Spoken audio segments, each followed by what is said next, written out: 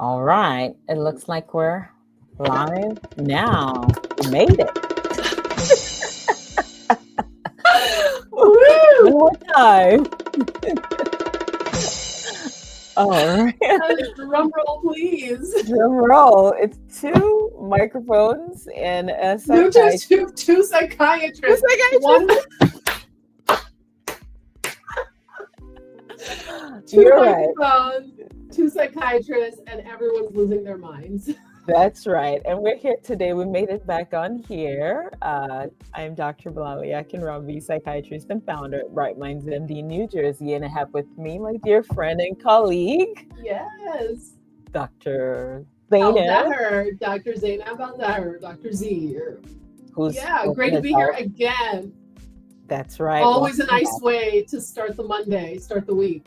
That's right. We connect and we answer a few questions and, exchange ideas. And here we are again. Yeah. Okay. So what do we got? All right. Well, these days, especially the last couple months, Bull and I were just talking, and we were realizing that a lot of the same things keep coming up time and time again in our sessions. And that is the theme of it's hard these days. It's a very heavy time. It's a very rough time, especially if you're tuned in to politics and the world at large. And so this is something that we wanted to touch on. And so we like to dive in and do a Q&A. So this is one of the questions we got in our inbox, and I'll just read it out and then we'll go from there. Okay. So this individual wrote in and said, "Hi, Dr. Akinromby, Dr. Al-Daher. The news has been so heavy lately, and I'm having a hard time coping. I have privileged guilt because I'm not a member of a marginalized community and do not know what to do, not do, say, not say. I often feel paralyzed. I'm sensitive by nature, and so I feel my feelings very deeply." This person goes on to say, "I'm not clinically depressed. We do have some of that in the family, but that's not what I'm struggling with per se. Do you have any advice, tips for navigating this heavy time for a person such as myself?" Phew. So we're getting a lot of these kinds of inquiries, right? Right. As well as in practice as well. It's a question that's coming up quite a bit because there's a lot of tension, no matter what your beliefs are, what your political leanings are, who you are, whether you're a marginalized person or not. There's no denying that there's a lot of tension in the air.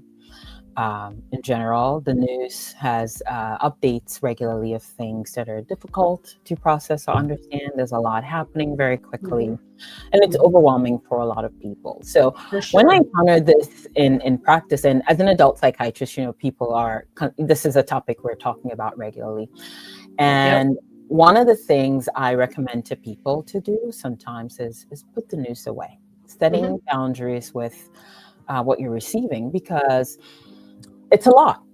There's no way around it. It is a lot. And if you're bombarded by intense news all the time, 24/7, sometimes it can be overwhelming to the system. And once we're overwhelmed and ruminating and preoccupied with this to the point where we're paralyzed, it's not really helpful or healthy. Not only are we then incapacitated, we're unable to really take action or do anything. So I would say the first simple thing to do sometimes is setting boundaries with how we consume news, how much we consume, what we consume. And an easy way to do this is to limit how much time we're spending online, because news is not just happening on TV, it's happening on our phones. And every one of us nowadays, we carry phones around, and it's so easy to fall into the traps of scrolling continuously a lot, and before you know it, it's been 2-3 hours and you've been reading news upon news that's frightening and overwhelming to the system. So a simple small thing that we can start with is maybe setting an amount of time that will allow ourselves to consume news regardless of the source, and trying to stick to it to reduce the input of overwhelming, anxiety-producing news to ourselves. So that's the first thing. Absolutely. And I would add, especially in the evening or bedtime, because I'm getting a lot of comments like where I'm having trouble sleeping, or now I'm having, and then of course, I mean, our patients by nature are seeing to us, these are patients who, have other things just at baseline they're dealing with, histories of depression, anxiety, insomnia, ADHD, other types of pathologies. And so this kind of compounds that.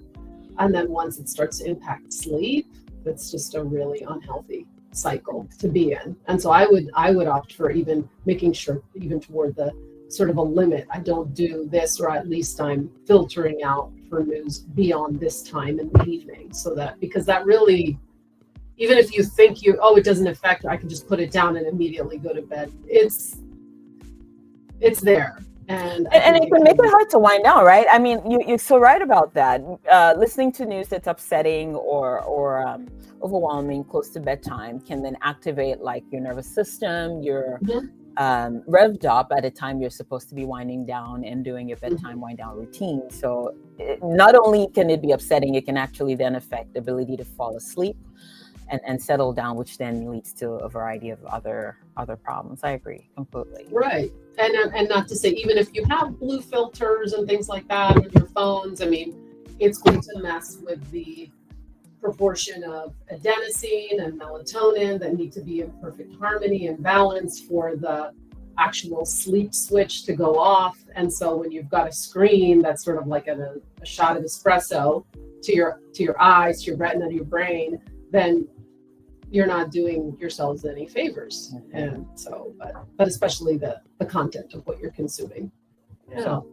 So that's a big kind of encompassing first, like we're setting boundaries, keeping things away at bedtime. Then I have another good one that I do for a lot of just teens, but also I think grown-ups too, is the phone not in the bedroom.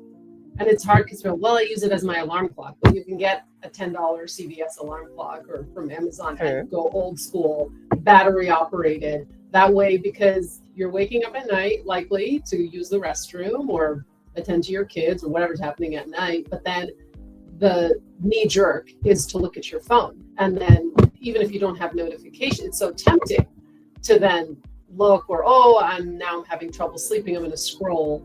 And so just keeping the phone, I think that's just a general great rule, is just no phones in any bedroom. And just in school.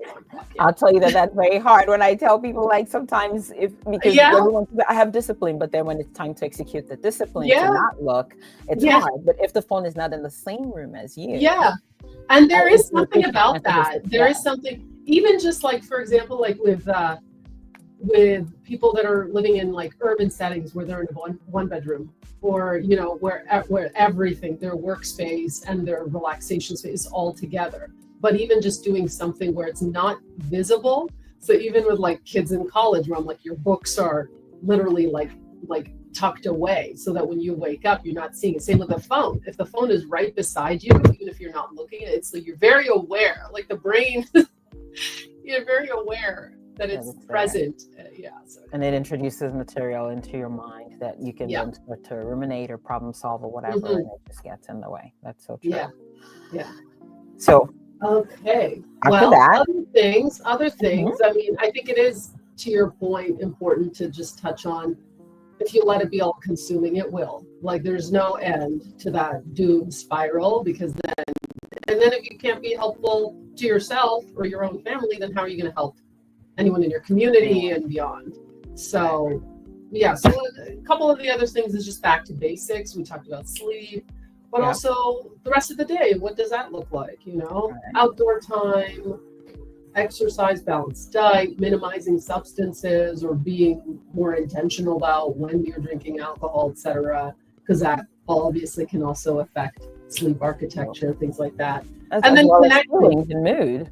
Absolutely acts as a depressant. And so, just being really mindful of those things and connecting with something, even if spiritual, religious stuff is not your jam, then connecting with nature, connecting with something that's actual and real, because phone and internet and online chatter and Reddit threads and that, like I mean, there's a lot of doubt of what is real, what are bots, what's AI, but like actually doing something that is, connecting with actual people, that's very rejuvenating, recharging, making plans you're looking forward to, actually taking off, making use of the time off that you have, and actually taking even a half day, even a couple of hours. Mm-hmm.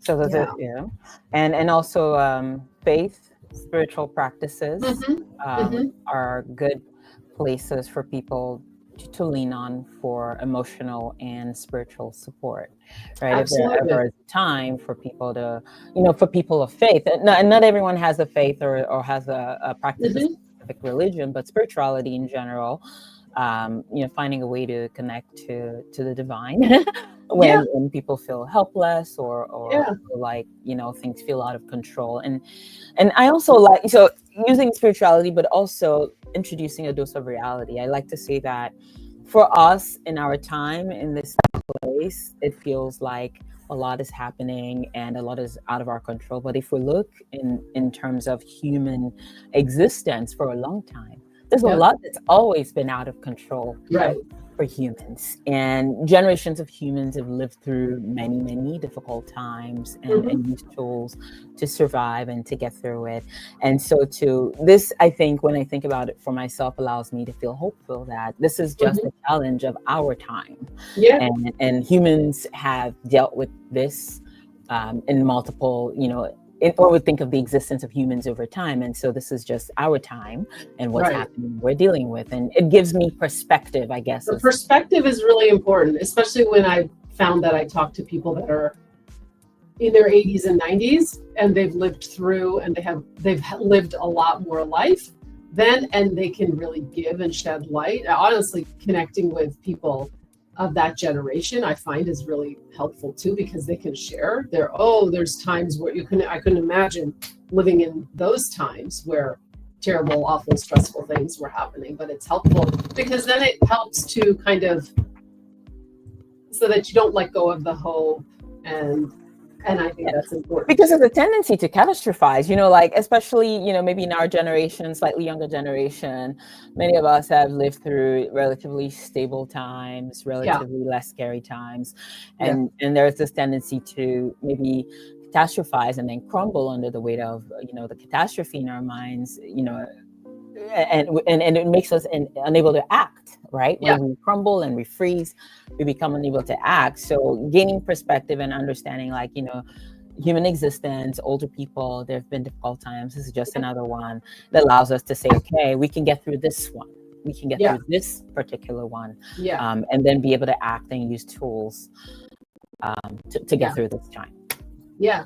And one thing to add to the spiritual practice, or even connecting with nature and that, I mean, even when it's not in the context of any kind of spiritual or religious faith or path, there's a huge amount of evidence-based literature, scientific studies that are confirmed. There's just to confirm that there's a huge benefit with just mindfulness practices. So even just things that are focusing on breath and being mindful, and that have no base in religiosity or spirituality, have a huge amount, because what they're doing is they're calming the nervous system down, and they are, you're doing things where you're bringing in more oxygen to your system. And those are is very helpful. It's helpful across the board, not just for situations, but across the board to what you and I are treating every day: depression, anxiety, PTSD, things like that.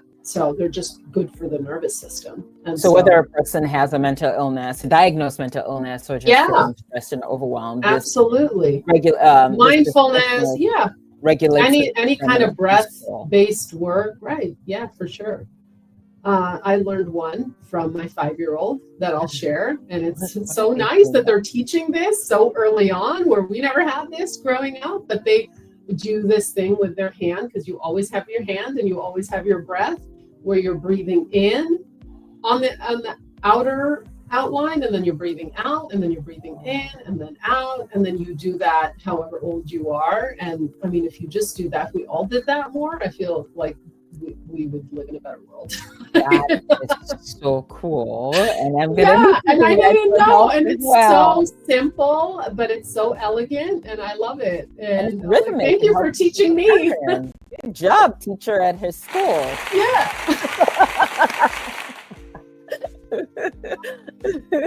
Yes, yes.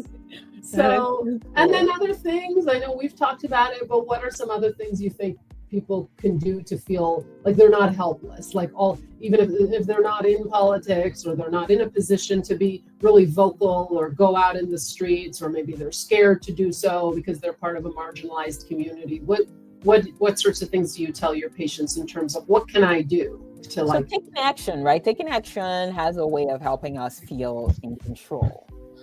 So some kind of action, whatever is within the sphere of reach or within reach for you, I think taking action helps people feel in control. It helps us from spiraling. So some ways you can take action, definitely voting is, I would say, a low hanging fruit. Yeah. In many states now, people don't even have to go in person to vote. So people can register and do mail-in voting or different kinds of voting that allows you to feel like you're expressing your thought, you're doing something to move the dial, to make change in the way that you feel is positive or aligned with your goals and your mission. Donating time and money. So, people, knocking door to door for a candidate of your choice who shares your beliefs, who you believe will represent things in the way that you believe that they should be. So volunteering some time to help them spread the message, talking to your neighbors, going from door to door, that could really be empowering. That could be very helpful. Donating money if you don't have time, right? Spreading a message, making change involves money. So if you can, if you don't have the time or capacity to do door to door, you can certainly donate to causes that are aligned with your beliefs and in the ways that you believe the world should be, and you can donate like that.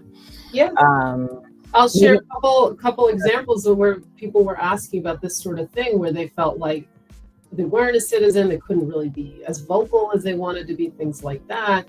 And then just by way of like connecting to people, for example, they knew so-and-so, a friend of their child who's part of the LGBTQ plus community, and just helping connect them with resources, or doing something where, you're asking people that are maybe where this stuff is hitting them a little like very close to home, and asking them just in particular, what do they need? Because you don't know, because you kind of are like, oh, it's heavy and that, but unless it's like actually connected to a person or a family, and you don't know what they actually need, like they might, be doing okay given the circumstances, or they might need something that is just so practical, or help with something that's so, and so that's kind of the way where if you're, I think it really comes down to connection, and that, so that if you're helping, and then that hopefully snowballs into something, or inspires other people to do the same, or, and so even just like,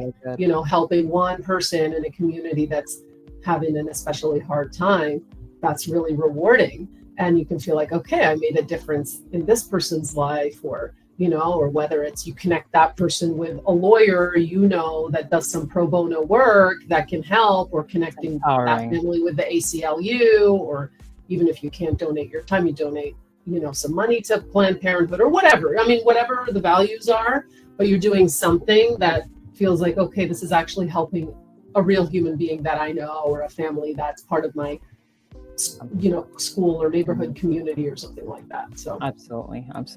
Yeah. And speaking with, working with communities, connection is closely relating to that. I think in this time and age, a lot of us are just disconnected from each other. Everyone doing their own thing, being online, but there is value in one-on-one connections when you can do it. And for people you can't meet, like, ideally, like just connecting with people in person when you can, and when you can, FaceTime sometimes is a good substitute for people. Absolutely. Talking, having conversations, exchanging ideas helps us to remember the humanity in each other. It's calming, it helps us to understand each other better, and it helps us to connect with one another. Yeah, and to close that divide that I think that we're all feeling. Yeah, we're actually not that different. Yeah. Like you're like, oh, like, perfect example. You see something out there and you're like, oh, this person's so different than me because of something that's very visible. Maybe they're wearing something, maybe they look like they're on the opposite team or opposite side of the aisle to you. And then, you're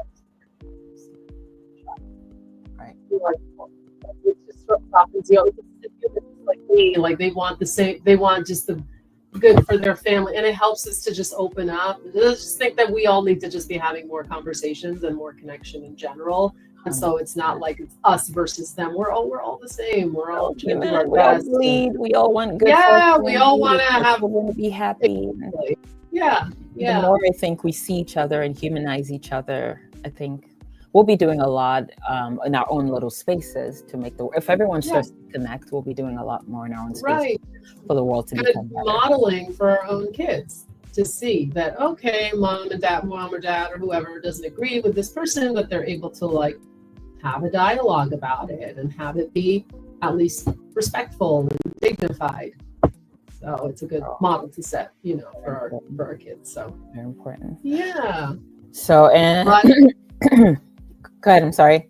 I was just going to say, and I think it's important to use humor and levity and sort of to help the balance of it all, because when this person writes in, it's very heavy and what can I do I would urge people to find outlets that may seem like they're trivial, or they may seem like they're silly, or oh my gosh, how could you be spending your time on this or that? But actually it's necessary, because otherwise you'll just spiral. So having things where you have things to go to, and I think we're trying to do that, and something we talked about where maybe toward the end of the session, and maybe now we can go into just something to sort of lighten the mood, or we have a little mom corner or mom talk where we just share silliness, funny things that happened to us over the week, funny things our kids said, or funny things that happened, or things that just sort of just give us a little bit of a break from all the heaviness. Okay. So you got any? I'm trying to think of something from this weekend. Let me see. I came to see you, Bola, New York City. That was last week, though. It was a week ago. I know. I'm still cherishing the memory of coming to see you.